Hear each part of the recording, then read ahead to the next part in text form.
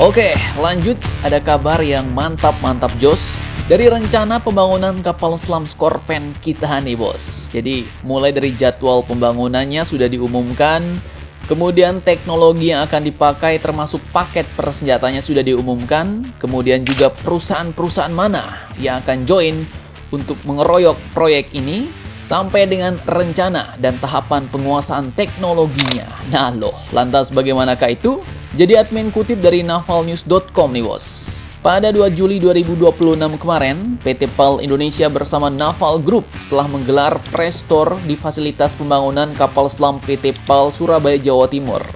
Nah, acara ini bukan sekedar pamer pabrik atau memamerkan mesin-mesin canggih, namun ada pengumuman besar bahwa pemotongan baja pertama atau first steel cutting untuk kapal selam Scorpène Evolve akan dimulai pada bulan Juli 2026 ini. Nah loh, ini dalam dunia perkapalan, kalian tahu jelas momen ini adalah tanda resmi dimulainya proses konstruksi bos.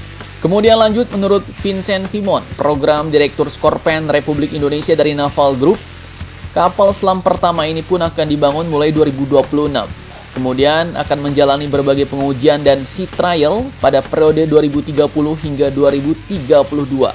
Dan lanjut, akan resmi diserahkan kepada TNI Angkatan Laut pada tahun 2032.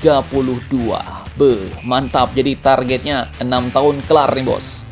Sementara itu, tak cuma kapal pertama, kapal kedua juga akan mulai digarap pada 2027. Kemudian diuji pada tahun 2031 hingga 2033 dan ditargetkan selesai pada tahun 2033. Dan mantapnya, kedua kapal pun akan diproduksi secara paralel bos. Jadi hanya terpaut 1 tahun nih. Artinya kemampuan produksi PT PAL Indonesia sudah naik kelas, makin gacor. Kapasitasnya makin besar. Nah, lanjut pertanyaannya. Lantas secanggih apa sebenarnya kapal selam Scorpène Evolve yang akan dibuat di Surabaya ini? Teknologi dan senjata seperti apakah yang akan ditanam dalam kapal selam baru Indonesia ini? Simak videonya sampai habis bos.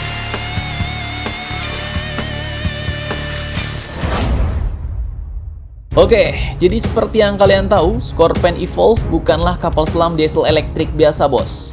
Naval Group membawa teknologi yang selama ini menjadi salah satu keunggulan industri pertahanan Prancis. Pertama disebutkan mulai dari lithium ion baterai.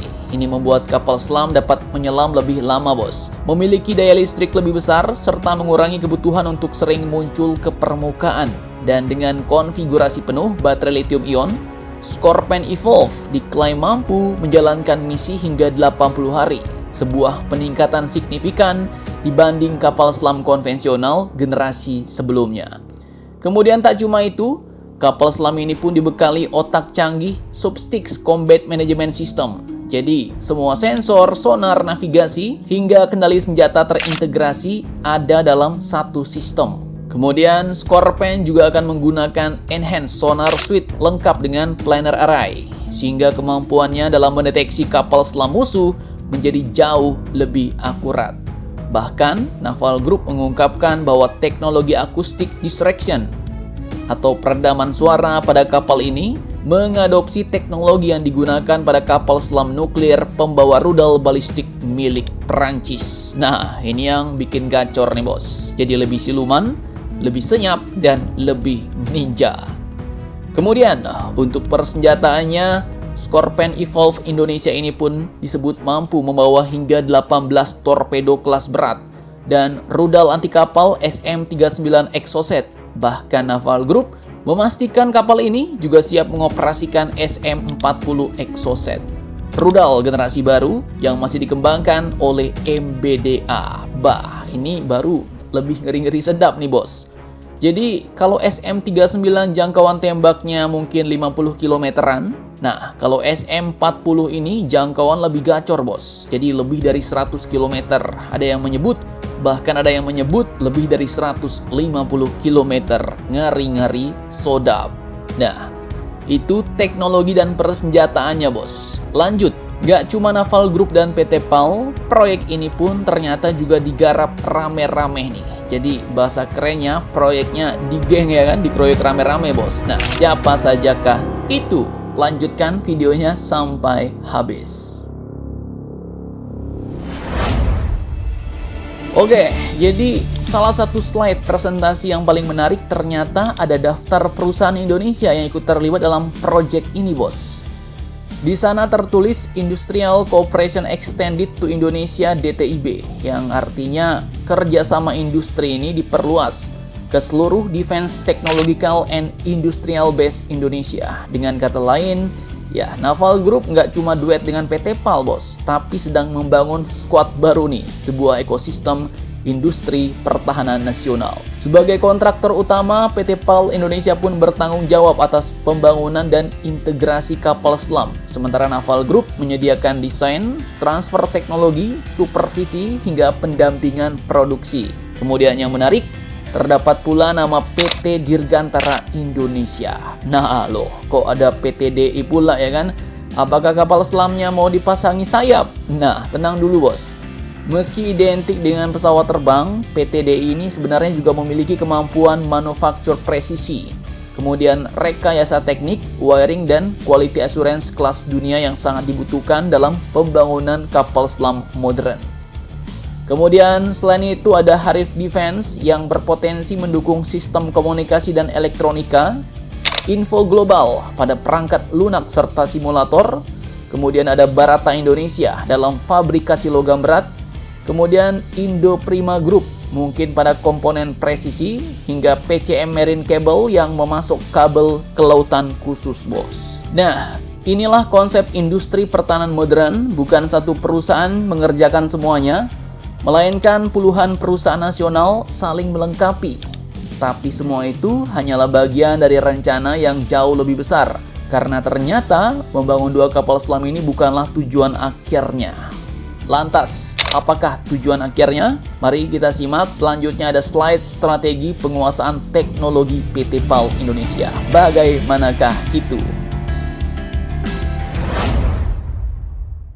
Nah, slide terakhir yang dipresentasikan PT PAL mungkin menjadi bagian paling ambisius dari seluruh acara. Dalam diagram kebijakan dan strategi penguasaan teknologi, Indonesia pun memiliki roadmap yang dibagi menjadi 4 tahap.